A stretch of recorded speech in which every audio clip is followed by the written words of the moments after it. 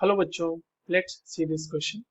हमारे पास यहाँ पे एक एसिटिक एसिड गिवन है और उसका रिएक्शन कराया जा रहा है 1 2 3 प्रोपेनल प्रोपेनॉल के साथ, सॉरी, यानी एक अल्कोहल है और एक हमारे पास एसिड है। H2SO4 के प्रेजेंस में कराया जा रहा है, वहां से एक एस्टर बन रहा है और साथ में बाय प्रोडक्ट H2O तो निकल ही रहा है।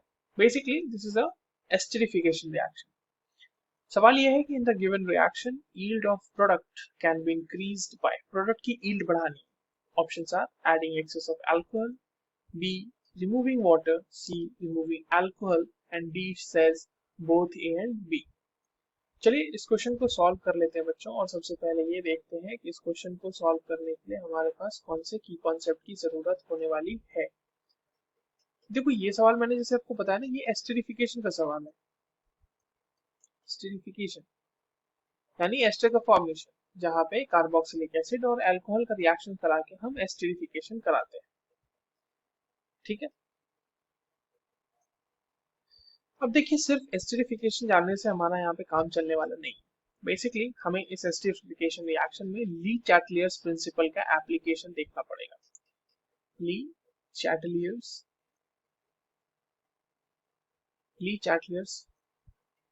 प्रिंसिपल हमें देखना पड़ेगा।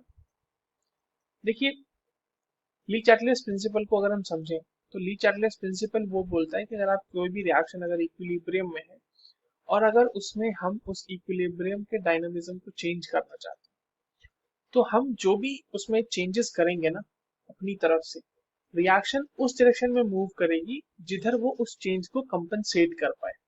राइट, तो अब अगर हमारे पास देखो यहाँ पे हमें कहा जा रहा है कि हमें यील्ड ऑफ प्रोडक्ट बढ़ाना है। ठीक है, यहाँ पे यील्ड ऑफ प्रोडक्ट बढ़ाना है, तो इसका मतलब यील्ड ऑफ प्रोडक्ट बढ़ाने का मतलब कि reaction should be shifted forward. Reaction should be shifted in forward direction, है ना, तभी तो एस्टर का हमारे पास ज्यादा अमाउंट मिलेगा।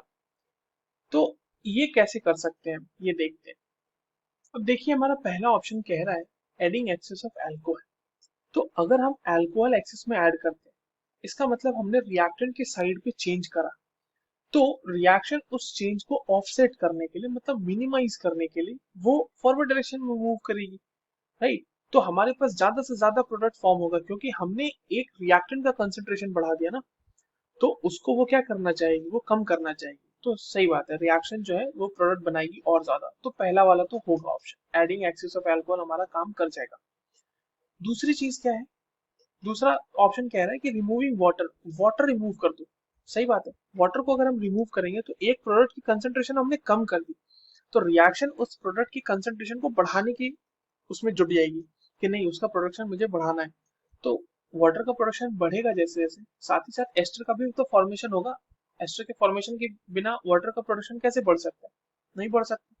तो रिमूव करेंगे अगर हम वाटर को तो भी हम यील्ड ऑफ प्रोडक्ट बढ़ा सकते हैं। सी कह रहा है रिमूविंग अल्कोहल। यार अल्कोहल अगर हम हटा देंगे, अभी हमने देखा कि एडिंग एक्सेस ऑफ अल्कोहल जब प्रोडक्ट बढ़ा रहा है, तो अगर हम उसको रिमूव करेंगे तो ऑब्वियस सी बात है ना कि रिएक्शन बैकवर्ड डायरेक्शन में शिफ्ट करेगी, तो removing an alcohol will not be न ऑप्शन। सो हमने देखा कि ए और बी दोनों केसेस में हो रहा है, प्रोडक्ट का यील्ड इंक्रीज कर रहा है, so the correct answer will be option D, both A and B. I hope you understood this well. All the very best.